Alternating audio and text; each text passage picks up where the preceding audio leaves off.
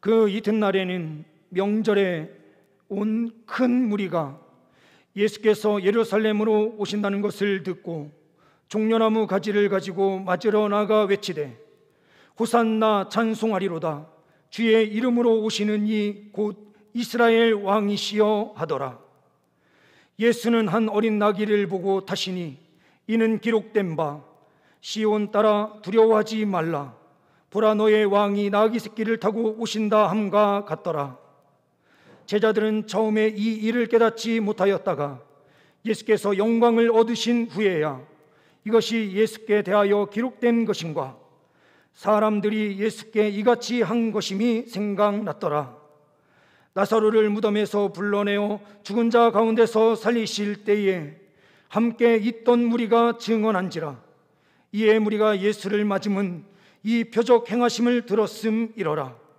바리새인들이 서로 말하되 볼지어다, 너희 하는 일이 쓸데없다. 보라, 온 세상이 그를 따르는도다 하니라. 아멘. 준비된 PPT 먼저 보시고 인사 나누는 시간 갖도록 하겠습니다. 동영상입니다. 죄송합니다.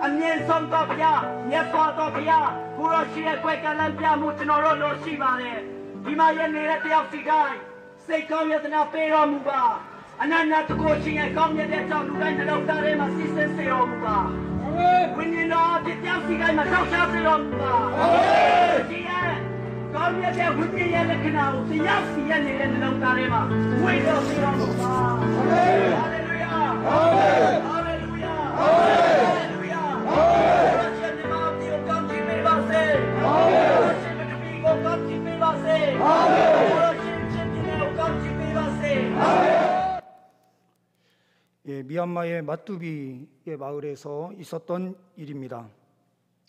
고난주간을 맞아서 우리가 지구의 우리 땅이 아닌 다른 땅에서 큰 고통을 당하는 우리 고통받는 자들과 함께 기도하면서 주 예수 그리스도의 십자가를 바라볼 수 있는 이 고난주간이 될 수 있기를 소망합니다. 지금도 아픔과 고난을 당하는 수많은 사람들이 있습니다. 우리가 함께 기도함으로 나아가고 그들과 함께 어깨를 붙잡으며 함께 나아가 줄 때에 그들에게도 주 안에서 참다운 소망을 발견할 수 있게 되는 줄 믿습니다. 우리 옆에 있는 분들과 먼저 인사하는 시간을 갖겠습니다. 사랑합니다. 한 번 더 인사하시겠습니다. 예수 안에서 승리하세요.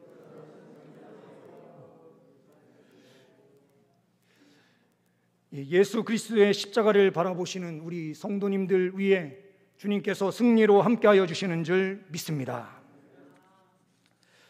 준비된 PPT 함께 보시면서 말씀을 대하도록 하겠습니다.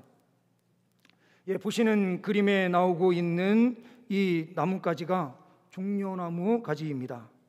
부채살 모양으로 되어 있고 이 종려나무는 야자과에 속하는 그러한 나무입니다.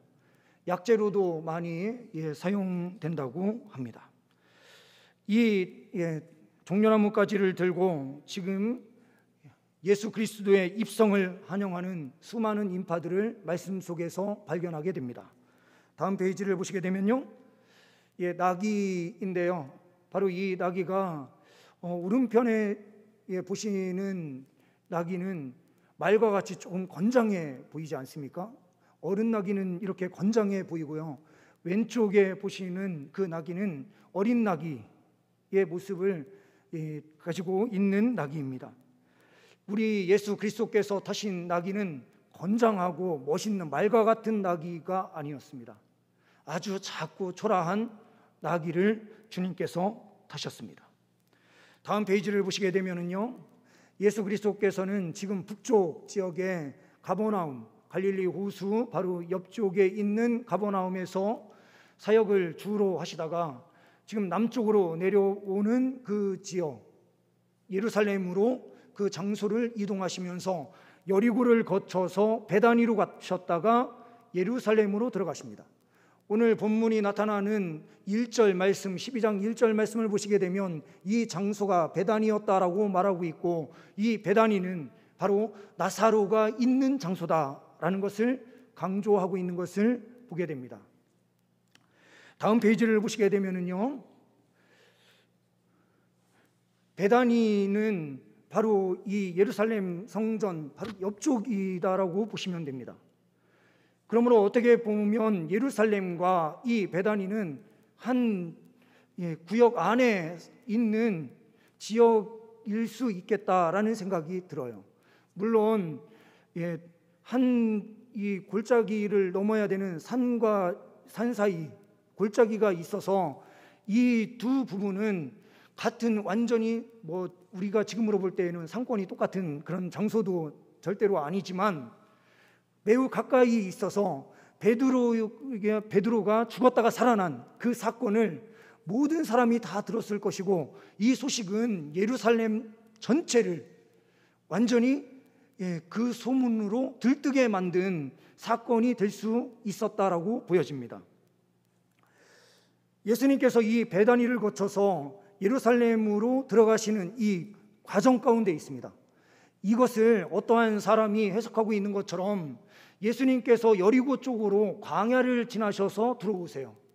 그러면서 성전의 바로 옆쪽인 이 베다니 쪽을 통과해서 입성하신다라고 하는 것은 어떠한 의미가 있느냐? 이스라엘에서 왕위에 오를 때에 항상 바깥으로 나아갔다가 다시 들어가는 의식을 행합니다. 바깥에서 안수를 받고 기름 부음을 받고 이 사람이 왕이 되었을 때에 그 노새를 타고 안쪽으로 들어가게 됩니다. 안쪽으로 들어갈 때에 우리나라의 왕이 들어오신다라고 하면서 많은 사람들이 그때 환영식을 갖게 됩니다.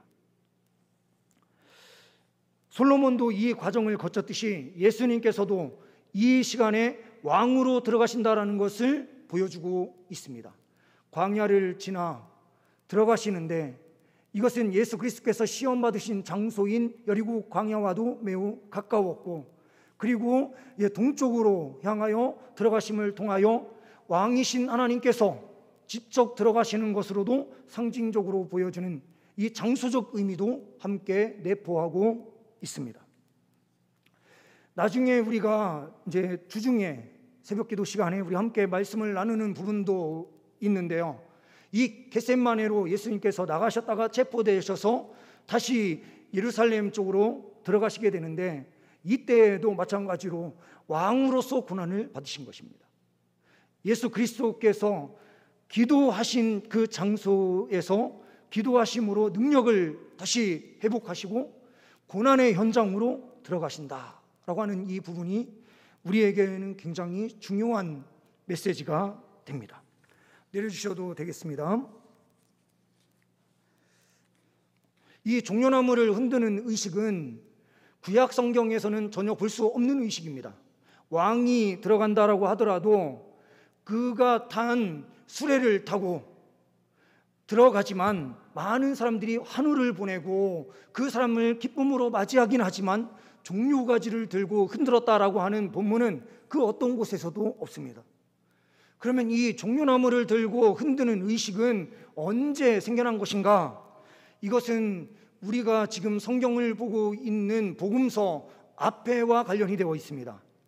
말라기와 우리 신약 성경의 이 중간기, 이 중간 사이를 성경에는 기록된 것이 없기 때문에 이 부분을 우리는 암흑기라고도 하고 이거를 침묵기라고도 말을 합니다. 그런데 이때에 어떠한 일이 벌어지느냐? BC 160년에 유대 지역을 통치하던 헬라계 사람이었었던 안티오쿠스 왕이, 이 헬라 왕이 어떠한 일을 행하냐면 예루살렘 성전에 제우스 신상을 세우고 그곳에서 돼지를 잡아서 제물로 드리게 했습니다. 벽에는 돼지피를 바르고 그 안에서 의식을 행하도록 하는데, 반대로 유대인들이 지키던 여호와 하나님을 섬기던 그 모든 일을 폐지하고 그 일을 행할 경우에는 처형을 하거나 그들에게 큰 고통을 가했습니다. 제우스 신상이 들어와 있고 그곳에서 하나님께서 말씀하신 제물이 아닌 돼지를 잡아다가 그곳에서 제물로 드려지는 이 상황을 보면서 유대인들은 격분을 하고 있었습니다. 그러나 힘이 없고 연약한 그들의 이 상황으로 인해서 어떠한 그 반응을 하지 못하고 있었는데, 이때에 한 사람이 들고 일어납니다. 그 사람이 바로 마카비입니다. 이것을 우리는 마카비 혁명이다라고 말을 하는데요, 하스몬 가문에 속해 있었던 유다 마카비가 자기 형제들을 중심으로 해서 이 일에 반대하고 나섭니다. 한 사람이 일어나자 이것이 잘못됐다라고 하는 생각을 가지고 있었던 이스라엘 백성들이 함께 동참을 하고 이 안티오쿠스를 몰아내면서 그 안에 성전을 깨끗하게 하는 성전 정화 사건을 펼칩니다. 그러면서 여기에서 끝나는 것이 아니라 더 큰 영토를, 이스라엘의 모든 영토를 다시 회복하기 위한 행동으로 계속해서 나아가게 됩니다. 그러나 이 혁명은 처음에는 성공을 했지만 이후에 이 페르시아 제국이 헬라의 문명 속에서 있게 되는데요, 이 헬라의 제국의 대왕이었던 알렉산더 대왕이 빨리 죽게 됩니다. 이 알렉산더 대왕이 죽은 이후에 세계의 바로 크게 나뉘어지게 되는데, 셀리쿠스의 파에 속해 있는 왕국의 사람들이 강력한 힘을 갖게 되고 그 사람들에 의해서 이 이스라엘이 다시 정복되게 됩니다. 그들의 꿈은 금방 사라지고 맙니다. 그런데 이때에 성전 정화를 하면서 이스라엘 민족의 땅을 회복하면서 들어오는 마카비를 많은 이스라엘 이 예루살렘 성의 사람들이 환영하면서 받아들이게 되는데, 이 환영하면서 받아들일 때에 어떻게 했느냐? 바로 이 종려나무 가지를 흔들면서 그를 맞이했고, 이 맞이한 사람이 어떠한 사람이냐? 이스라엘 민족을 다시 회복시키는 메시아일 것이다 라고 하는 믿음으로 그를 전적으로 기쁨으로 받아들입니다. 그러나 그 꿈이 사라진 이후 약 160년 정도가 지난 시점, 그리고 예수님께서 30세가 되었으니 약 200년 가까이 된 지난 시간이 됐을 때에 예수님께서 어떠한 역사를 베푸십니까? 사람 가운데서는 불가능하다라고 생각했었던 사망의 문제까지 해결시키시는, 나사로를 살리시는 은혜의 역사를 펼치자 이러한 기적과 같은 사건들이 펼쳐졌다라고 하는 소문들이 그 중요한 일대에 완전히 퍼지게 됩니다. 예수 그리스도께서는 다른 기적과 이적을 펼치실 때에는 항상 뒷부분에 이런 말씀을 남기셨어요. 이 이야기를 아무에게도 이르지 말라. 그런데 이 입성 때부터는 전혀 다른 하나님의 반응, 예수님의 반응을 보게 돼요. 다른 때는 아무에게도 말하지 말라라고 했었던 그 모든 말이 사라지고, 이때부터는 예수 그리스도의 고난이 시작되는 그 시점인데, 이때부터는 모든 그것이 공식적이고 공개적으로 진행되는 것을 보게 됩니다. 그러므로 예수 그리스도의 고난은 공개적이었고 공식적인 사건이었다라는 것입니다. 우리 기독교 안에는 바로 이러한 고난이 공식적이고 공개적으로 드러날 때에 더욱더 아름다운 공동체로 세워지게 됩니다. 예수 그리스도께서 십자가의 고난을 공식적으로 맞이했고 공개적으로 그 모든 것을 세상에 드러내셨기 때문에 예수 그리스도의 십자가를 공개적이고도 공식적으로 나타낼 때에 교회는 더욱더 크게 그 세상의 빛을 발하게 되는 것입니다. 우리는 이렇게 생각합니다.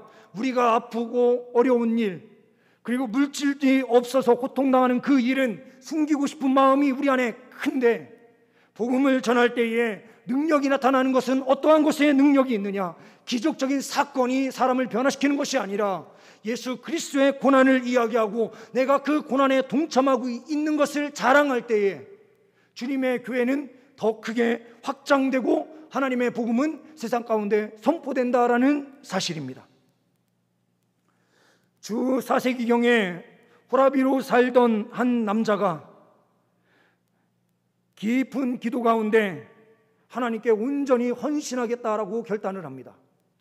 이 호라비는 딸이 있었습니다. 그 딸이 혼자서 생활할 정도가 됐다라고 판단된 그 시점에 자기 혼자서 이제 수도원에 들어가서 수도원 생활을 하면서 하나님께 영광을 올려드려야 되겠다라고 하는 결단을 해요. 그래서 딸에게 이야기를 하고 수도원에 들어가려고 하는데 그 딸이 아버지를 붙잡으면서 이렇게 이야기합니다. 아버지, 저도 수도원에 함께 들어갈 수 있게 해주세요. 그래서 그 딸이 남장을 하고, 남자 수도사만 있는 수도원이었기에 남장을 하고 함께 들어가게 됩니다. 그리고 이 딸이 하는 일은 식당에 들어가서 음식을 만들고 사람들을 섬기는 일을 하기 시작합니다. 근데 아버지는 돌아가시게 되고 이 딸만 남아서 그곳에서 수도사 생활을 하고 있을 때였습니다. 식당 일을 하다 보니 음식이 필요하고 무엇인가 사야 될 일이 생기게 되면 이 사람이 바깥으로 나아가게 돼요. 그런데 이 수도원과 시장과 중간 사이에 한 여관이 있었습니다. 이 여관집에는 딸이 있었는데 그 행실이 좀 좋지 않은 딸이었던 것 같습니다. 군인과 함께 있다가 이 군인과 마음이 맞아서인지는 모르겠지만 임신을 하게 됩니다. 이 여관집 딸이 어떻게 하면 좋겠느냐라고 하면서 군인에게 말을 하는데요, 자기 남자친구인 이 군인에게 이야기했지만 이 군인은 전혀 아는 체를 하지 않습니다. 네가 나하고만 이 잠자리를 한 것이 아니지 않느냐라고 하는 이유였었던 것 같습니다. 이렇게 되자 여관집 딸이 어떻게 해야 될지 몰라서 발을 동동 구르면서 우리 아버지가 이 사실을 알게 되면 큰일 나라고 이야기를 합니다. 그때에 군인이 좋은 아이디어가 하나 생기는 것입니다. 그 아이디어는 바로 이쁘장하게 생긴 한 남성이 수도원에서 항상 나오는데 그 수도사하고 이런 관계를 가졌다라고 말하면 모든 것이 다 해결될 것이다라고 생각을 했습니다. 그래서 그 이야기를 했더니 이 여관집 딸이 그렇게 또 아버지한테 이야기를 한 거예요. 그러니 이 여관집 아버지는 수도원에 찾아와서 원장을 만나서 어떻게 이럴 수 있느냐, 수도사가 이러한 삶을 살 수 있느냐라고 하면서 깽판을 치고 어려움을 많이 가합니다. 이렇게 되자 이 그녀를 수도원에서는 쫓아내게 되고, 이 수도원에서 쫓겨난 이 여자 수도사는 그 문 앞에서 팻말을 붙이고 나는 죄인입니다, 나는 크나큰 죄인입니다 라고 쓰면서 그곳에서 거름뱅이 생활을 하면서 사죄를 하고 있습니다. 드나들던 그 수도원의 이 원장님이 회개하는 그의 모습을 보고 다시 받아들이게 됩니다. 그런데 그 수도원 안에 있었던 다른 수도사들이 그를 비난하면서 그를 따돌림을 하고, 그는 크나큰 어려움 속에 있었지만 굳굳이 그 일을 해 나아갑니다. 나중에 이 여인이 너무 많은 일을 하다 보니까 빠르게 하나님의 부르심을 받게 돼요. 그래서 죽음 이후에 이 수도사들이 이를 장례를 치르기 위하여 염을 위해서 옷을 벗기는 과정에서 이 사람이 남자가 아니라 여자였다라는 사실을 발견하게 됩니다. 그러면서 이 여인이 여관집 딸과 그와 함께 있었던 군인을 살리기 위해서 아무 말 하지 않고 누명을 쓰고 그 허물을 자기 것으로 삼았다라는 사실을 알게 됩니다. 그러면서 이 수두사들이 그 모든 사실을 깨닫고 하나님 앞에 회개하기 시작하면서 회개 운동이 일어나고 그 주변 일대를 변화시키는 역사가 나타나기 시작합니다. 이 수도사의 이름은 데오드루였습니다. 데오드루라는 이 한 여인의 헌신, 그리고 그가 누명을 다 뒤집어 쓰는 이 모든 상황으로 인해서 결국에는 두 사람도 살릴 뿐만 아니라 그리고 수도사로서 이 수도원을 변화시키는 가장 큰 역할을 하면서 주님 앞에 간 것입니다. 우리는 어떠한 능력이 있는 삶으로 전도하려고 할 때가 많습니다. 그러나 진정한 전도는 예수 그리스도의 십자가 그 구속의 은혜를 붙들고 예수 그리스도께서 고난을 당했듯이 그 고난에 함께 동참하면서 인내함으로 다른 사람과 어떠한 논쟁을 벌이는 삶으로 나아가는 것이 아닌 철저하게 주 예수 그리스도의 십자가를 붙들며 엎드리는 삶 속에서 하나님의 영광은 찬란하게 빛을 발하는 것입니다. 그리스도의 고난은 공개적이었고 공식적이었습니다. 이것을 통하여 예수 그리스도께서는 하나님의 아들이신 왕으로서 그 모든 것을 감당하시는 주님이시었다라는 것을 분명하게 드러내 보이십니다. 또한 예수님의 관심은 말씀을 이루고 성취하는 것에만 관심이 있었음을 말씀하고 있습니다. 스가랴 9장 9절의 말씀을 인용하면서 구약 성경과는 조금 다른 번역으로 번역이 되어 있습니다. 그 이유는 70인경으로 번역된 성경에서 이것을 그대로 차용하고 있기에 구약 성경과는 약간 다른 것처럼 보이지만 그 핵심은 똑같습니다. 어떻게 되었든 스가랴 9장 9절에서는 예수 그리스도께서 나귀를 타시는데 마태복음 21장 말씀으로 돌아가서 보게 되면 입성하실 때에 입성을 위해서 준비하시면서 제자들에게 나귀를 데리고 와라 라고 명령하세요. 주가 쓰시겠다라고 말하면 그 나귀를 내어줄 것이다.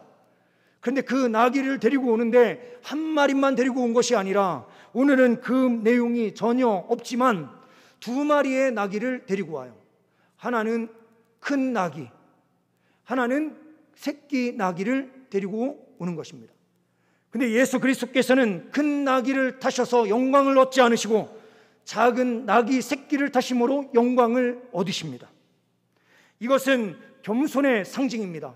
어떤 사람들이 말할 때에는 사사기의 말씀을 보면 사사의 아들, 딸들이 부요함을 자랑하기 위한 하나의 수단으로 나귀를 탔다라는 기록이 있지 않느냐라고 말하는 사람들이 있어요. 그래서 오늘 예수님께서 나귀를 타셨다라고 하는 이 겸손은 그런 겸손이 아니다라고 말하는 사람들이 있지만 그 사사기 시대와 지금 예수님의 이 시대는 역사적으로인 그 시간적으로만 보더라도 1000년 이상이 차이가 나요. 약 1500년 가까운 시간이 갭이 있기에 1000년 정도 지났으면 그 값어치나 이 모든 것들이 다 바뀌는 거예요. 그렇기 때문에 예수 그리스도께서 나귀를 타셨다라고 하는 것은 겸손을 상징하는 것이 맞습니다.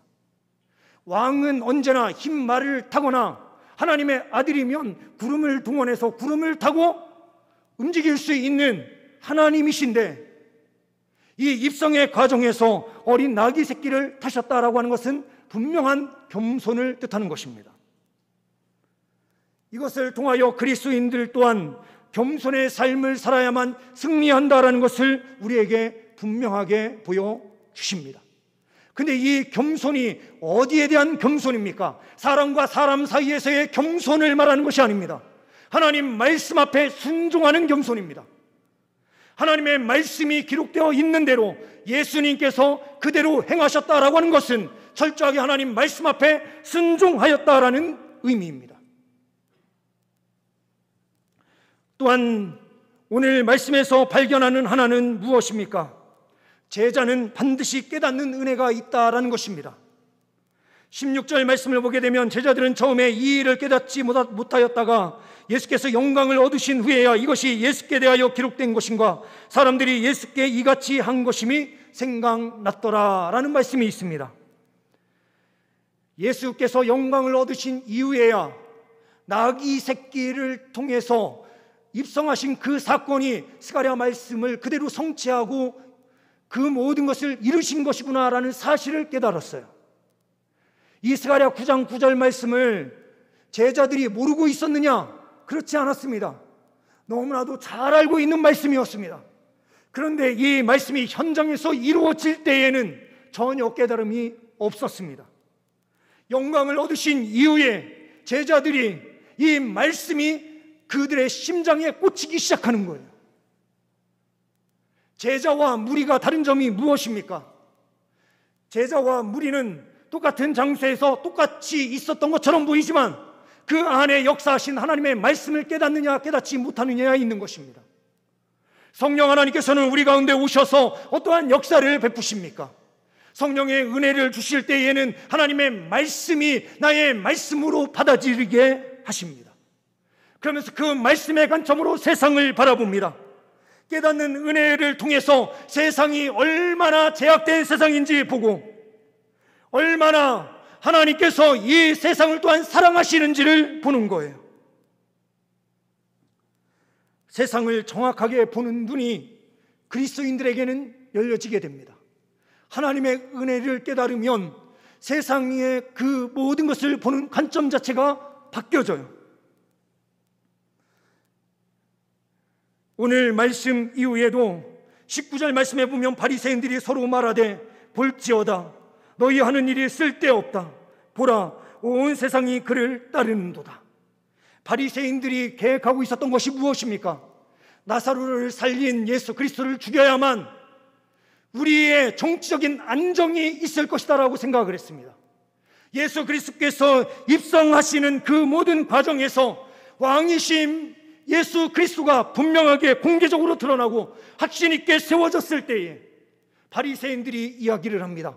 우리의 음모는 예수 그리스도를 죽이고 나사로까지 죽이려고 했던 이 음모는 더 이상 이루어질 수 없는 것일 수도 있겠구나라는 그 고백을 해요. 근데 이 고백 안에는 어떠한 것이 있습니까? 바리새인들의 그 악함이 분명하게 드러나지만 이스라엘 민족 안에 모든 백성들 마음 안에 종교에 대한 뜨거운 열망이 있었다라는 사실을 또한 보여줍니다. 메시아가 오셔서 하나님 나라를 이룰 것인데 그 나라는 일반적인 나라가 아니라 하나님 나라를 의미하는 것이었습니다. 마카비와 같은 똑같은 정치적인 메시아로 받아들인 면도 분명하게 있지만 그들 안에는 종교를 회복하고 하나님을 섬기는 일이 회복될 것에 대한 꿈을 꿨습니다. 다윗이 이루었고 솔로몬이 이루었던 그 모든 세계를 다시 회복시키는 것을 꿈꿨습니다. 이것이 이스라엘 민족 안에서는 육체적인 영광으로만 받아들였기에 문제가 되지 영적인 그 부분을 더 사모함으로 달려왔다면 그들에게는 하나님의 은혜의 역사가 강력하게 일어났을 것입니다. 우리와 이스라엘 민족의 무리들과 전혀 다른 그 부분이 무엇입니까? 무리와 제자의 그 차이점은 무엇입니까? 하나님의 말씀을 하나님의 말씀으로 받아들이느냐 받아들이지 않느냐가 가장 큰 부분입니다. 그리고 하나님의 말씀에 순종해서 하나님의 나라를 이루느냐 이루지 않느냐 이것이 가장 중요한 것입니다. 예수 그리스도께서 나귀를 타고 입성하시는 그 순간에서 무리들과 제자들은 완전히 달라집니다. 그 모든 보았던 광경들이 예수 그리스도께서 영광을 얻으신 후에는 나를 위한 사건이었음이 확신 있게 되었고 나를 위하여 죽으시고 부활하신 예수 그리스도의 영광이 나에게 얼마나 큰 영광이 되는지를 믿음의 눈으로 보기 시작한 것입니다. 세상의 무리들도 예수님을 칭찬하고 예수님은 도덕적으로 거룩한 분이셨고 모든 부분에서 우리가 윤리적으로는 닮을 만한 분이야 라고 말하는 사람들이 많이 있습니다.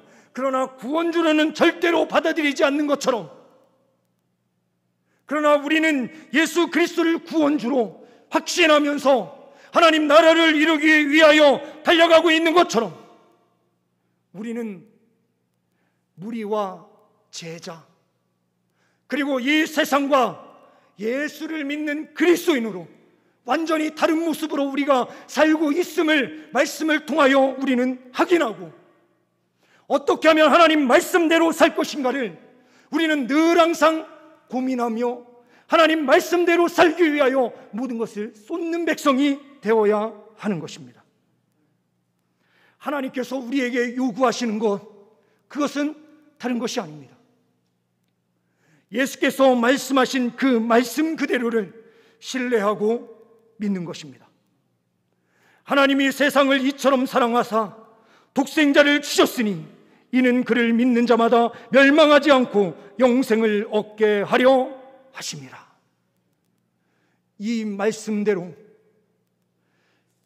예수님의 마음을 우리가 갖고 우리가 그 말씀대로 실천하고 행하는 삶,